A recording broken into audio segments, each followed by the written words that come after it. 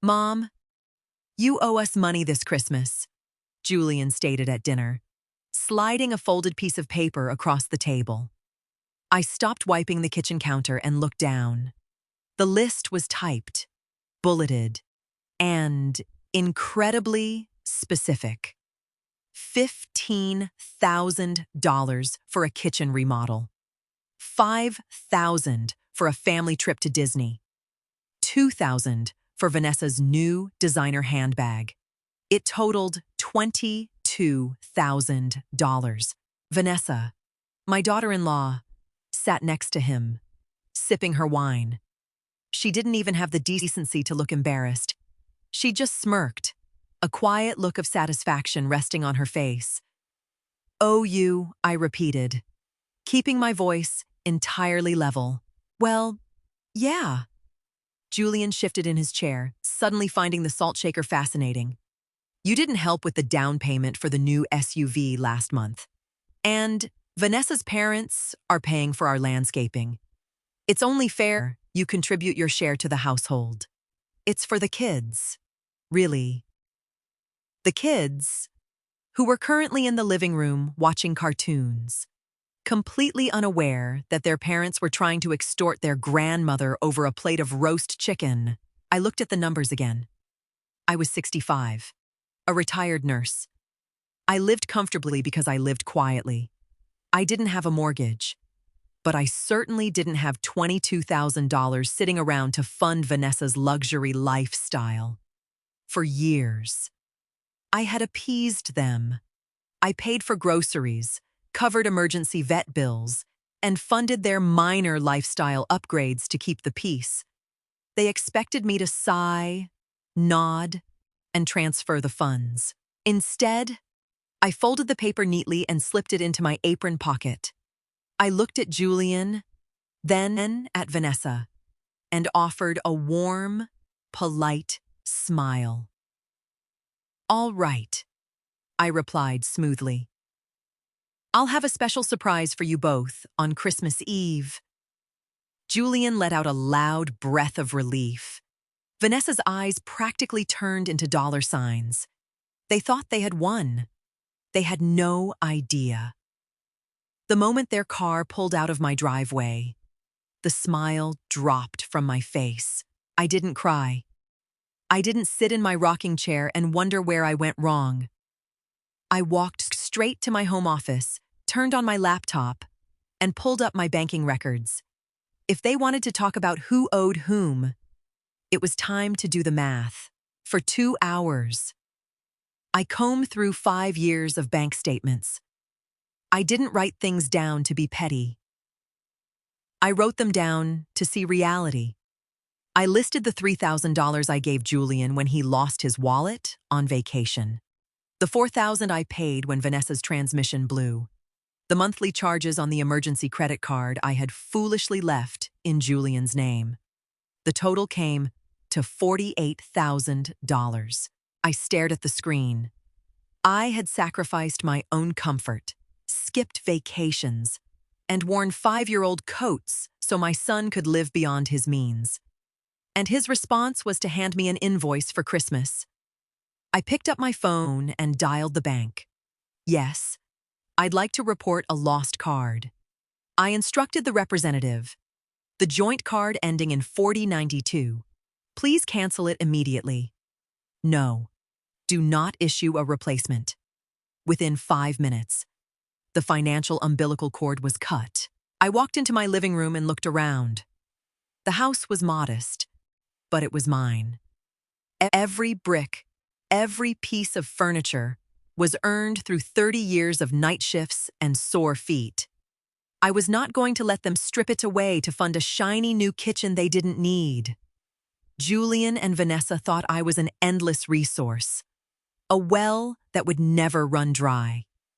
They assumed my boundaries were non-existent. My phone buzzed on the coffee table.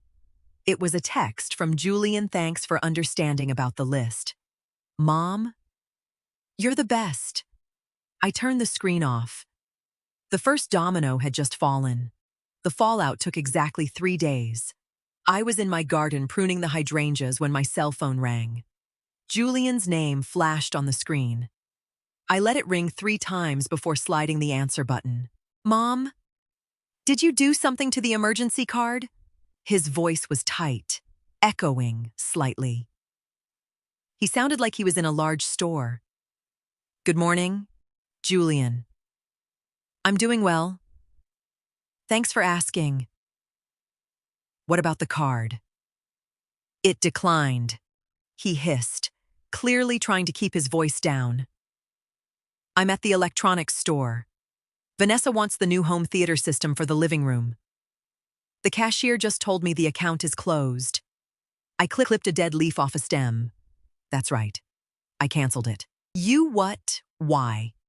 Well, you gave me quite the list for Christmas, I replied, my tone breezy and unaffected. I have to budget carefully to prepare your special surprise. I can't have extra expenses popping up. There was a muffled sound, and suddenly Vanessa was on the line. Lorraine. We are standing at the register looking like idiots. We need this system for the holidays. Her voice carried that familiar, commanding edge, the one she used when she expected me to fold. I'm sorry you're embarrassed, Vanessa, I offered calmly. But you'll have to use your own cards. The emergency fund is closed. A home theater is an emergency. We have people coming over next week, she snapped. Then I suggest you put it back on the shelf. I countered. I have to go now. The garden needs watering. I hung up before she could formulate a response. I didn't block their numbers. I just silenced my phone and went back to my flowers. For the first time in years, my chest felt incredibly light. I had just saved myself $2,000, and all it took was a single word. No. Vanessa's greed was blinding her to the trap she was walking right into. They didn't bring up the declined card again. They were too focused on the Christmas payout. A week later, Julian and Vanessa dropped by unannounced. I was drinking tea in the kitchen when they let themselves in using their spare key. Vanessa walked in with a measuring tape, her eyes scanning my crown molding like a hawk looking for a meal. This living room is a lot of wasted space for one person, Vanessa announced, not bothering to say hello. You know, Lorraine. The market is crazy right now. You could sell this place, move it into a little condo, and have so much cash left over. She stretched the measuring tape across the wall. She was already mentally selling my home to fund her lifestyle. Julian leaned against the counter, looking everywhere but at me. She's got a point. Mom, you don't need a 3-bedroom house. You could give us an early inheritance with the equity. I took a slow sip of my tea. I didn't yell. I didn't defend my right to live in my own home. Oh, Julian. Before I forget, I pointed to the hallway table. My front door lock is sticking. I need to get a new master key cut at the hardware store, and I can't find my original. Hand me yours. Julian blinked, reaching into his pocket automatically. Oh, sure. He unhooked the brass key and handed it to me. Thanks. I slipped it into my pocket. Are you going to think about selling? Vanessa pressed, retracting her tape measure with a loud snap. I'm thinking about a lot of things. I answered truthfully.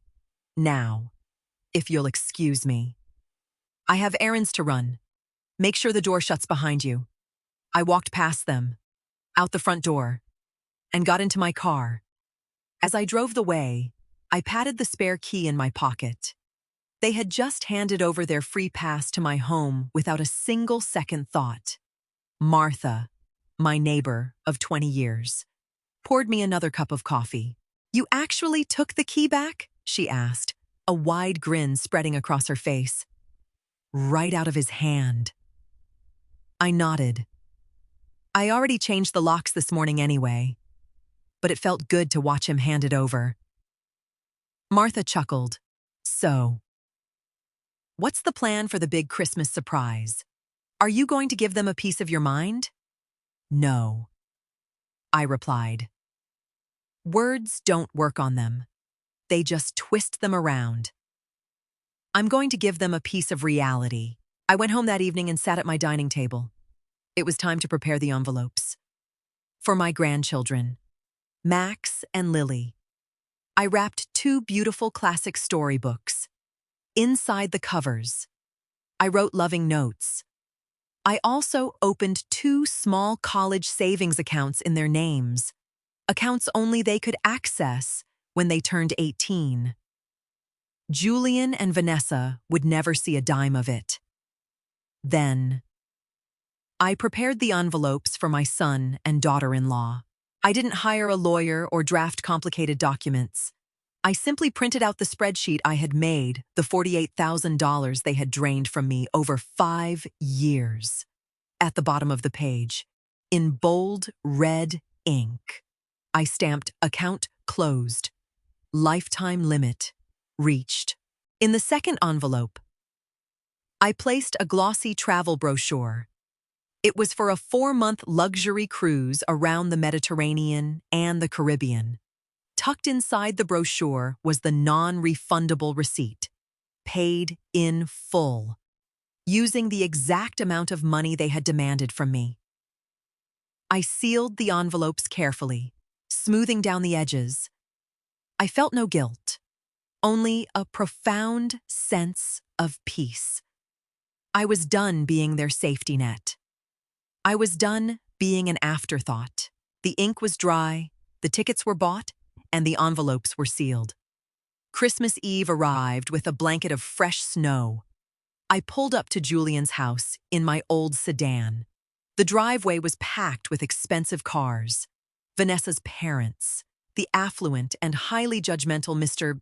and Mrs. Sterling, were already there. I walked up to the door wearing a simple, elegant navy dress. I held my head high. I didn't feel like a victim walking into a lion's den. I felt like a woman holding the winning lottery ticket. Julian opened the door. "Mom, you made it." He eyed my handbag immediately. "Merry Christmas." "Julian." I stepped inside. The house smelled of expensive catering and pine. Vanessa floated over in a cocktail dress, holding a glass of champagne. Her mother stood behind her, wearing enough diamonds to blind a pilot. "Lorraine." "How wonderful," Vanessa chimed loudly, making sure the entire room heard her. "I was just telling my parents how incredibly generous you're being this year. Julian mentioned you have a massive surprise for us. Mrs. Sterling gave me a condescending smile. "It's nice to see you contributing." "Lorraine?" Vanessa worked so hard to keep this house beautiful. I didn't flinch. I didn't defend myself. I just smiled pleasantly. Vanessa always gets exactly what she deserves. Vanessa beamed, completely missing the undertone. "Let's move to the living room. It's time for gifts." The family migrated to the massive leather sofas. The kids tore into their toys, screaming with joy. I handed them my wrapped books. Vanessa rolled her eyes at the simple paper, but the kids hugged me, completely happy. Then, Vanessa stood in the center of the room, clapping her hands. "All right. Everyone, Julian and I have one last gift to open. Lorraine's special surprise." She held her hand out, her fingers literally twitching with greed. It was time to deliver exactly what they asked for. I unclasped my handbag and pulled out 2 crisp, white envelopes. The room grew quiet. Vanessa's parents leaned forward, expecting me to pull out a massive cashier's check that would validate my worth in their eyes. I handed the first envelope to Julian, and the second to Vanessa. "Merry Christmas," I offered. Vanessa didn't even say thank you. She tore her envelope open like a starving animal finding food. Julian opened his much slower, Vanessa pulled out the glossy brochure. She stared at the picture of the luxury cruise ship, her brow furrowing in confusion. A cruise, Lorraine. We can't take 4 months off work to go on a cruise.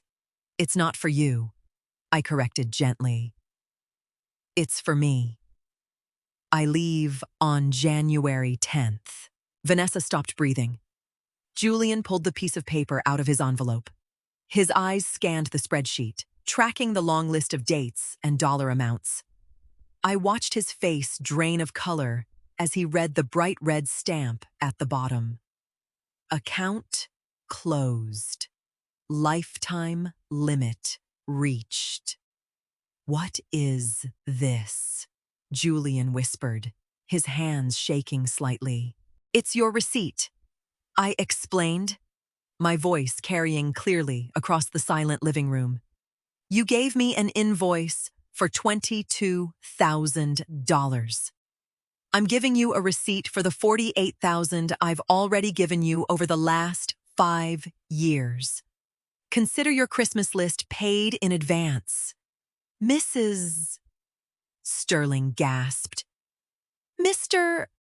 Sterling awkwardly cleared his throat and looked at the ceiling. Vanessa dropped the brochure on the coffee table. Her face turned a violent shade of red. Where is the money? Lorraine. We already told the contractor to start ordering the cabinets for the kitchen. Then you better call him and cancel. I replied, not breaking eye contact. Because my bank is officially closed. The room went dead silent. The illusion they had built was completely shattered. You can't do this, Vanessa shouted, entirely forgetting her wealthy parents were watching her throw a tantrum. You promised us a surprise. And you are surprised, aren't you? I pointed out calmly. I didn't raise my voice. I didn't need to. Julian stepped forward, crumpling the spreadsheet in his fist. Mom, this is humiliating. You planned this just to embarrass us in front of Vanessa's family. I didn't hand you a list of demands at Thanksgiving dinner. Julian, you did. I answered. I simply matched your energy. You treated me like an ATM, so I provided you with a bank statement. We needed that money, Vanessa hissed, stepping closer. You live in a house that's entirely paid off. You don't need $20,000 to go on some ridiculous vacation. It's my money. Vanessa, I stated, standing up slowly. I earned it. I saved it. And I am going to spend it on myself. I don't owe you a kitchen. I don't owe you a handbag. And I certainly don't owe you an explanation. Vanessa turned to her husband, her eyes blazing. Do something! Julian. Tell her. Julian looked at me, then at his furious wife, and finally at his wealthy in-laws who were watching him with absolute disgust. He had to choose between defending his mother or saving face with his wife's family. He chose exactly the way I knew he would. If you're not going to help us, Mom, then you need to leave, Julian demanded, his voice shaking but hostile. I don't want you ruining Christmas for the kids. I looked at my son, 35 years old, standing in a house he couldn't afford, defending a woman who controlled his every move. I felt a brief pang of sadness, but it vanished instantly. Julian had finally shown his true colors. I was free. I didn't argue. I didn't cry. I didn't beg my son to love me. I reached down, picked up my handbag, and smoothed out my navy dress. All right, Julian, if that's what you want. I turned toward the hallway. Max and Lily were sitting on the stairs, holding the books I had given them. I stopped, bent down, and kissed them both on the forehead. Read those books. Okay. Grandma loves you very much, I whispered. I stood up and walked to the front door. Vanessa followed me, unable to let it go. Don't expect a phone call from us anytime soon. Lorraine, she threatened, crossing her arms over her chest. You're cutting yourself off from this family. I paused with my hand on the doorknob. I looked Vanessa up and down, taking in her designer dress and her furious expression. Vanessa, you never wanted me in this family. You just wanted my wallet, I said quietly. Well, the wallet is leaving. Good luck paying for the kitchen. I turned the knob, pulled the door open, and stepped out into the freezing December air. I closed the door behind me with a firm, satisfying click. The cold wind hit my face, but I had never felt warmer. For years, I had walked on eggshells, terrified of upsetting them, terrified of losing access to my grandchildren, terrified of being alone. But as I walked to my car, my steps felt incredibly light. My shoulders dropped. The massive, crushing weight of their expectations evaporated into the winter night. I started my car and turned the heater on. I didn't look back at their brightly lit house. I put the car in drive and drove away. I was going home. And for the first time in a decade, the house belonged entirely to me. Mid-January brought a brutal cold front, but I didn't care. My suitcases were packed, sitting by the front door. I was in the kitchen pouring coffee for Martha. She was going to water my plants and collect my mail while I was gone. 4 months. Martha sighed happily, looking at my itinerary. Italy, Greece, Spain. You are going to have the time of your life. Lorraine, I plan to... I smiled, taking a sip of my coffee. My phone buzzed on the counter. I glanced at the screen. It was a text from Julian. Mom, the heating bill this month is insane. Vanessa's car needs tires. Can we talk? Please. It was the third text he had sent this week. He never apologized for Christmas Eve. He never asked how I was doing. He only reached out because the reality of paying for his own life was finally crashing down on him. I didn't reply. I didn't block him, either. I just swiped the message away and archived it. Silence was the strongest boundary I could set. Julian, Martha asked, noticing my expression. Yes. I nodded. He needs money. Are you going to answer? No, I replied, putting the phone inside my purse. He's an adult. He'll figure it out. Or he won't. It's no longer my problem to solve. I washed my coffee cup, dried it, and set it in the cupboard. I checked the locks on the windows, grabbed my coat, and picked up my suitcase. I wasn't a victim anymore. I wasn't a bank. I was just Lorraine. Martha hugged me at the door. Have a safe flight. My friend, thank you. Martha. I locked my front door, the door they no longer had a key to. I walked down the driveway toward the waiting taxi. The sun was shining brightly, melting the last of the winter snow. I got into the back seat, smiled at the driver, and headed toward the airport. My new life was just beginning.